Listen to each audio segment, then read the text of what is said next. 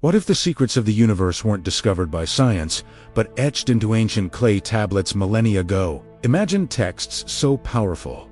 They didn't just tell stories. They fundamentally altered humanity's perception of reality, morality, and our very origins. These aren't just old books. They're the forgotten keys to understanding everything. Welcome to a journey beyond the familiar, a deep dive into the genesis of knowledge itself. Today, we're unveiling the forgotten narratives, exploring why ancient texts, some thousands of years older than the Bible, still hold profound secrets for us. Right here, right now, we'll travel from the dusty plains of Mesopotamia to the fertile banks of the Nile, uncovering stories preserved on clay tablets and papyrus scrolls. It's an incredible story of survival, of how humanity's earliest wisdom managed to reach us across the vast ocean of time. These texts weren't just passively recording history, they were actively shaping it, rewriting our understanding of the cosmos long before the first telescope was ever built. Let's start our journey in ancient Sumer, a civilization that blossomed in Mesopotamia many millennia ago. Some say, way back then, the Sumerians were looking up at the stars, mapping the heavens, and writing down their observations. And they wrote down something truly mind-bending, the story of the Anunnaki gods. According to their epic poems, like the Enuma Elish, these were powerful beings who came from the heavens, a planet very far from Earth. They weren't just visitors, they were creators. The texts describe how the Anunnaki genetically engineered early humans, creating Homo sapiens as a worker race to mine gold for them. Now, before you dismiss this as mere mythology, consider this. The Sumerians had incredibly advanced knowledge of astronomy. They knew about planets beyond Saturn, planets we only rediscovered with modern telescopes. They had a sophisticated calendar and complex mathematics. Where did this knowledge come from? The Sumerians themselves claimed the Anunnaki gave it to them. The Epic of Gilgamesh, one of the oldest pieces of literature in the world, tells the story of a king searching for immortality. But woven into this adventure are details about a great flood, a story that predates the biblical account of Noah by thousands of years. It makes you wonder, are these just parallel myths, or are they echoes of a single, much older, real event? The parallels are striking, down to the details of building an ark and sending out birds to find dry land. This isn't just a coincidence. It's a thread connecting disparate cultures back to a common source. Now, let's travel west to ancient Egypt. We all know about the pharaohs, the pyramids, and the mummies, but what about their sacred texts? I'm not just talking about the Book of the Dead, which was a guide for the afterlife. I'm talking about texts that hint at a much deeper, more esoteric knowledge. The Emerald Tablets of Thoth, the Atlantean, are one of the most mysterious and controversial of these texts. Allegedly written by an ancient Atlantean priest-king named Thoth, these tablets are said to contain the secrets of the universe, alchemy, and the creation of reality itself. The core principle is as above, so below.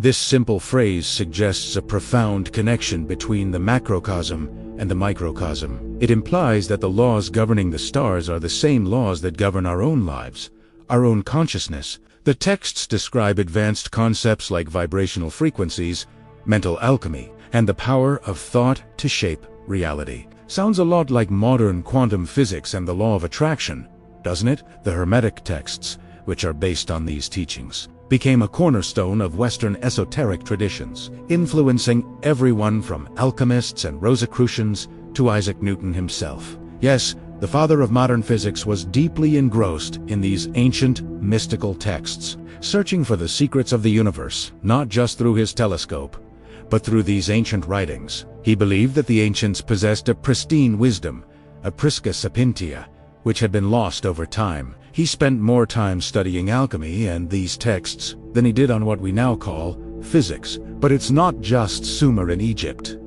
Let's journey across the world to ancient India. Here, we find the Vedas, a vast collection of hymns and sacred texts written in Sanskrit. The oldest of these, the Rig Veda, dates back to at least 1500 BC, but oral traditions suggest it's much, much older. Within these texts, particularly in epics like the Mahabharata and Ramayana, we find descriptions that are startlingly futuristic. They speak of vimanas, which are described as flying machines of incredible speed and maneuverability. Some texts provide detailed schematics, discussing their propulsion systems, their construction materials, and even their use as weapons of war. The texts describe battles that sound like modern aerial combat. They talk about weapons that could level entire cities, weapons that produced a light brighter than 1,000 suns, and left the land barren for years. One passage in the Mahabharata describes the use of the Brahmastra, known as a celestial weapon that causes an incandescent column of smoke and flame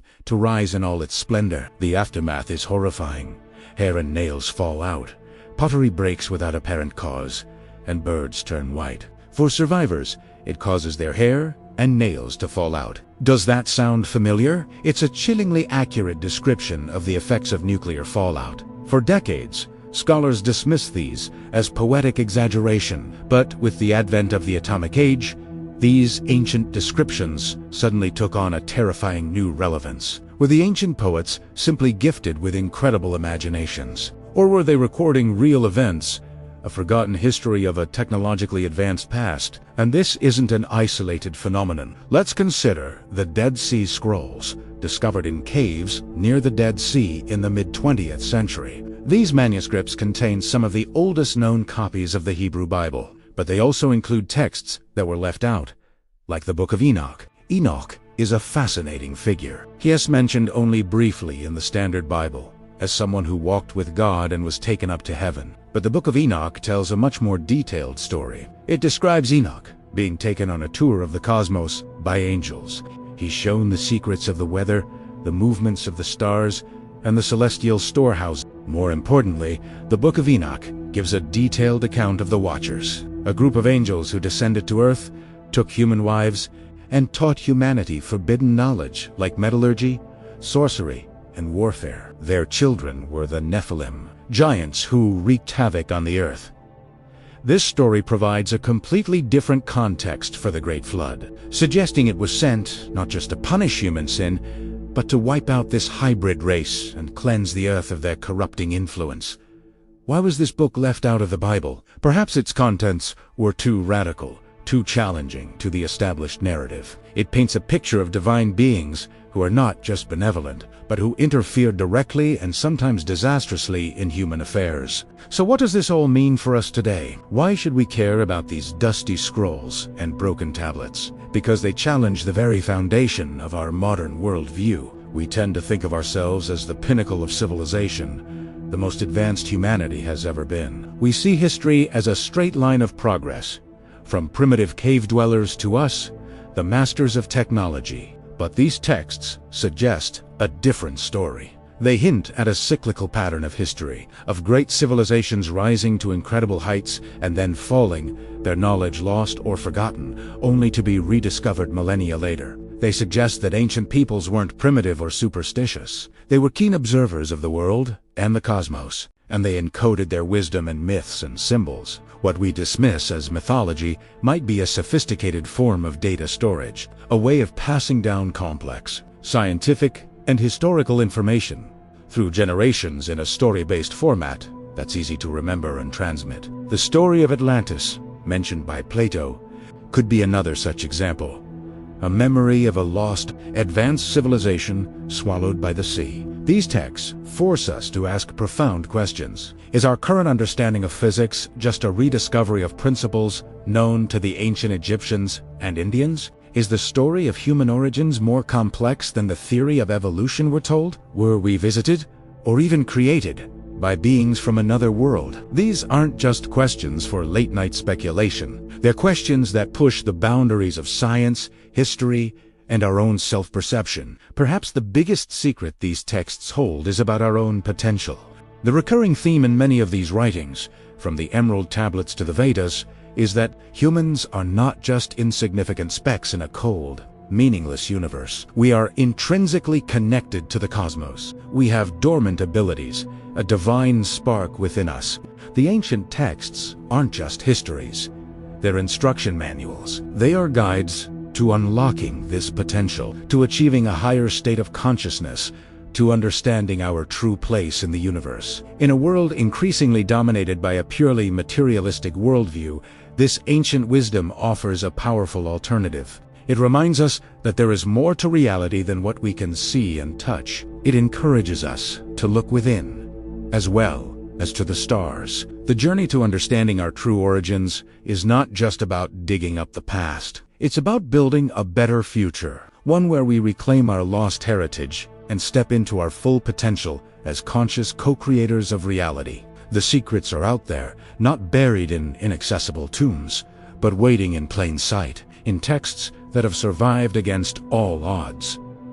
The question is, are we ready to listen? Are we ready to move beyond the Bible, beyond the standard history books, and explore the narratives that have been silenced for centuries? The answers to who we are, where we came from, and where we are going might be found in the last place we thought to look, the beginning. Thank you for joining me on this incredible journey through time. If this has sparked your curiosity, don't forget to like, share, and subscribe for more deep dives into the forgotten corners of history. Let me know in the comments which ancient text fascinates you the most. Until next time, keep questioning everything.